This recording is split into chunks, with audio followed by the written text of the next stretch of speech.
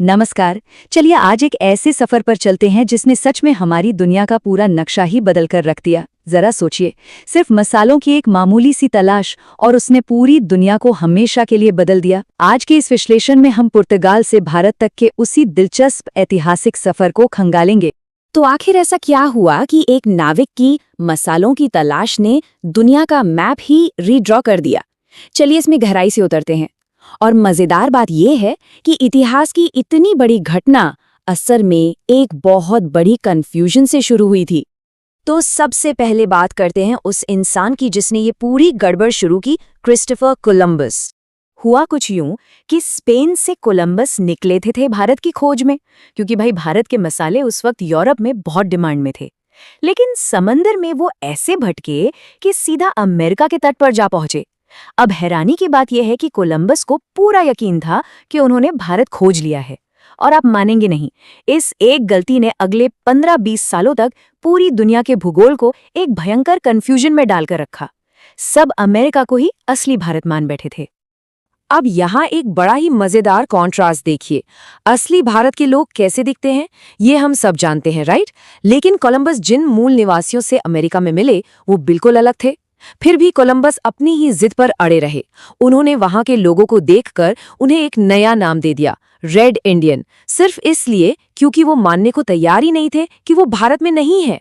और इसी दिशा भटकने वाली हिस्टोरिकल गलती का नतीजा ये हुआ कि कैरिबियन सागर के उन छोटे छोटे द्वीपों को हमेशा के लिए एक गलत नाम मिल गया। दुनिया उन्हें वेस्ट इंडीज कहने लगी। क्यों? क्योंकि उन्हें लगा कि ये भारत यानी इंडीज का पश्चिमी हिस्सा है।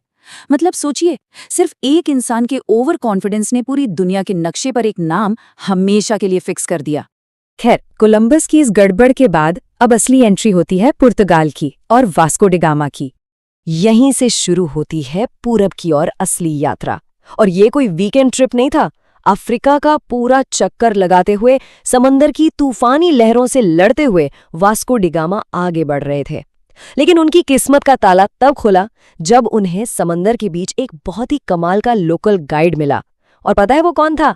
गुजरात का एक व्यापारी। ये इस बात का भी पक्का सबूत है कि उस दौर में भी हमारे रीजन के व्यापारियों का बिजनेस और नेविगेशन सेंस कितना जबरदस्त हुआ करता था। अब ये गुजराती नाविक रास्ता कैसे ढूंढता था? ये तरीका सच में ब्रिलियंट है। इस नाविक का लॉजिक बहुत ही सिंपल लेकिन एकदम सॉलिड था। सबसे पहले आसमान में उड़ते हुए पक्षियों पर नजर रखो। दूसरा स्टेप, अगर समंदर के बीच पक्षी दिख रहे हैं तो इसका सीधा सा मतलब है कि आसपास कोई जमीन जरूर है। और तीसरा स्टेप, बस चुपचाप उन पक्षियों के उड़ने के रास्ते का पीछा करते रहो। है ना कमाल का आइडिया? और इसी शानदार लेकिन बिल्कुल नेचुरल सी नेविगेशन ट्रिक ने वास्को डी गामा को सीधा भारत के तट पर पहुंचा दिया। और इस तरह Vasco D gamma finally land करते हैं केरला में, और यहां से शुरू होता है इतिहास का एक नया चैप्टर। तो जब डी गामा केरल पहुंचे तो वहां के राजा जमोरिन ने उनका स्वागत किया। जैसा कि हमारी भारतीय परंपरा रही है, अतिथि देवो भव। राजा जमोरिन ने इस अनजान विदेशी मेहमान को भी भरपूर सम्मान दिया। उन्हें एकदम शाही मेहमान नवाजी दी गई और उनका पूरा आदर सत्कार किया गया। लेकिन सच कहूं तो वास्को डी गामा को इस शाही मेहमान नवाजी और राजमहल की भव्यता से कोई खास लेना देना नहीं था। इतनी इज्जत मिलने के बाद भी उनके दिमाग में सिर्फ एक ही धुन सवार थी, बस मसाला चाहिए। उनका इकलौता और जुनूनी फोकस सिर्फ अपने जहाजों में ज्यादा से ज्यादा मसाले भरकर वापस ले जाना था। एक तरह से देखें तो ये उस वक्त की स्थिति पर एक बड़ा ही मजेदार व्यंग्य भी है।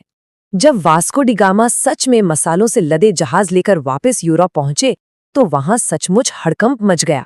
पुर्तगाल, स्पेन, फ्रांस और ब्रिटेन, इन सभी देशों के बीच मानो एक लेस सी लग गई। हर कोई किसी भी तरह भारत के इन मसालों के खजाने तक पहुंचना चाहता था। मसालों की ये डिमांड एकदम आग की तरह फैल गई। और इस ग्लोबल होड़ का जो नतीजा निकला वो हम सब बहुत अच्छी तरह जानते हैं। मसालों की इसी दीवानगी ने आगे चलकर यूरोपीय देशों के लिए कॉलोनाइजेशन यानी उपनिवेशवाद के दरवाजे खोल दिए। लेकिन यहाँ सोर्स मटेरियल एक बहुत ही इंटरेस्टिंग ऑल्टरनेट हिस्ट्री की तरफ इशारा करता है। जरा सोचिए, क्या होता अगर राजा जमोरिन और केरल के लोकल लोग वास्को डी गामा के इस जुनूनी रवैये को देखकर उसे भगा देते? अगर वो उसकी खातिरदारी करने के बजाय उसे वहीं पीट देते या वापस समंदर में खदेड़ देते तो शायद दुनिया में उपनिवेशवाद का ये पूरा चैप्टर कभी शुरू ही नहीं होता। तो इस विश्लेषण को खत्म करते हुए मैं आपको एक बड़े सवाल के साथ छोड़ना चाहती हूँ। क्या होता अगर केरल में वास्को डी गामा का स्वागत उस दिन बिल्कुल अलग तरीके से हुआ होता? कैसे सिर्फ एक शाही मेहमान नवाजी के फैसले ने पूरी दुनिया के इतिहास की दिशा ही पलट कर रख दी? ये सच में सोचने पर मजबूर कर देता है। ये हमें बताता है कि इतिहास के बड़े बड़े बदलाव अक्सर कितने छोटे और अप्रत्याशित पलों पर टिके होते हैं। उम्मीद है इस विषय को खंगालने का ये सफर आपके लिए भी उतना ही दिलचस्प रहा होगा।